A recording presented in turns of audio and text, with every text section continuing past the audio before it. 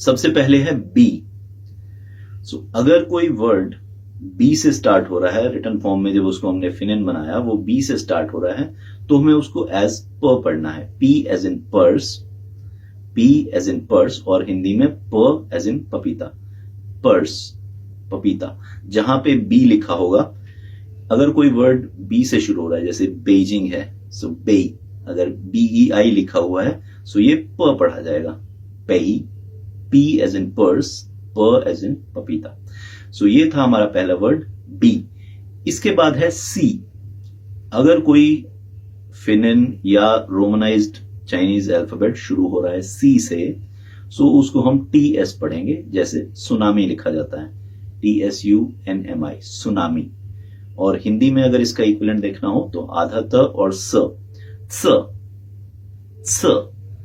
सो जो भी English characters, Roman character जो हमने बनाए चाइनीज साउंड के, वो अगर सी से स्टार्ट हो रहे हैं, CAI अगर कहीं लिखा है तो हम उसे पढ़ेंगे साय, साय। सो अगर सी इनिशियल है, इसको पढ़ा जाएगा स, स।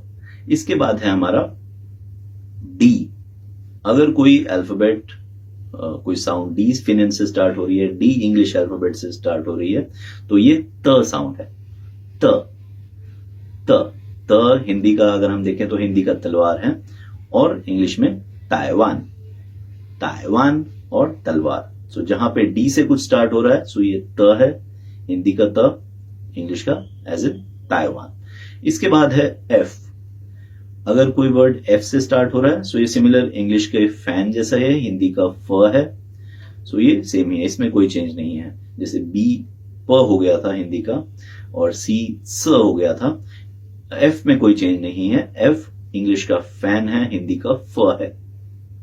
इसके बाद है एच। एच में भी कोई चेंज नहीं है, एच हिंदी का ह है, और इंग्लिश में भी ये एच साउंड ही है। सो हम, हल, इस तरह के वर्ड्स, अगर एच से कोई वर्ड शुरू हो रहा है, हाय, सो ये एच ह साउंड ही है। इसके बाद है आई। आई सेम है एज इन इंक, जैसे इंग्लिश में हम इंक लिखते हैं। सो अगर आई से कोई वर्ड स्टार्ट हो रहा है, सो ये भी नियरली सिमिलर है, माइनर चेंज के साथ है। चेंज क्रिएट होंगे जब इसको हम फाइनल के साथ मिलाएंगे और जब इसमें टोन ऐड करेंगे, लेकिन एज सच जो इनिशियल साउंड है वो आई एज इन इंक ही है। इंक में जो हम ई बोलते हैं, वैसे ही आई को पढ़ा जाएगा।